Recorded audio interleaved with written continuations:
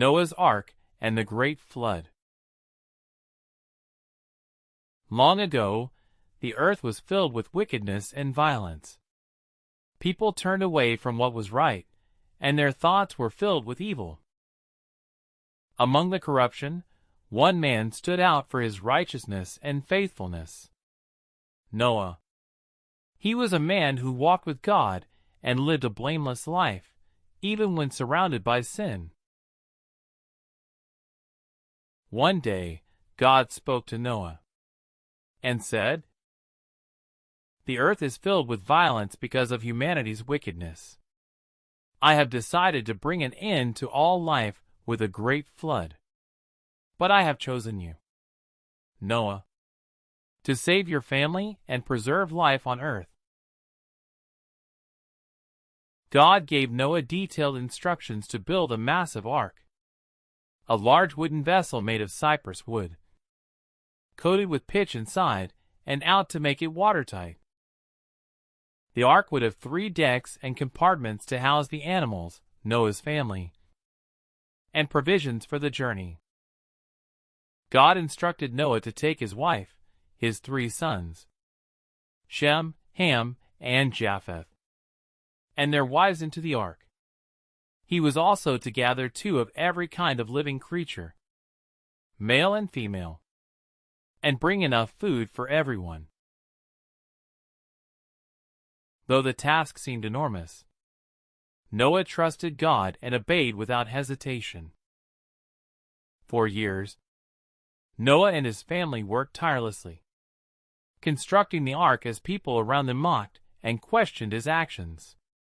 They couldn't understand why Noah was building such a strange and massive vessel on dry land. When the ark was finally completed, God told Noah to gather the animals. Birds, beasts, and creeping things came to the ark in pairs. 7 pairs of clean animals were also brought aboard for sacrifices. Noah and his family entered the ark, and God himself shut the door behind them. Soon after, the skies darkened, and rain began to fall. The earth broke open, and fountains of the deep burst forth. Torrential rain poured for 40 days and 40 nights, covering even the tallest mountains. Every living thing on the earth perished, except for those inside the ark. As the floodwaters raged, the ark floated safely on the surface. Noah and his family cared for the animals, praying and waiting for the waters to subside. After 150 days, the waters began to recede, and the ark came to rest on the mountains of Ararat. Noah released a raven to search for dry land, but it found none and returned.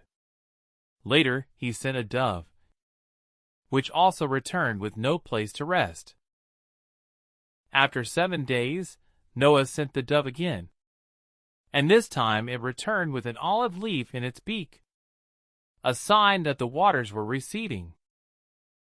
Noah waited another 7 days and sent the dove out again. This time, it did not return, signaling that it had found a place to settle. When the ground was dry, God commanded Noah and his family to leave the ark. They stepped onto dry land, grateful for their deliverance. The animals scattered across the earth to repopulate it. Noah built an altar and offered sacrifices to God, thanking him for his protection. Pleased with Noah's faith, God made a covenant, promising never to destroy the earth with a flood again. As a sign of his promise, God placed a rainbow in the sky, saying, "Whenever the rainbow appears, I will remember my covenant between me and all living creatures on earth." And they became the ancestors of all who would live after them.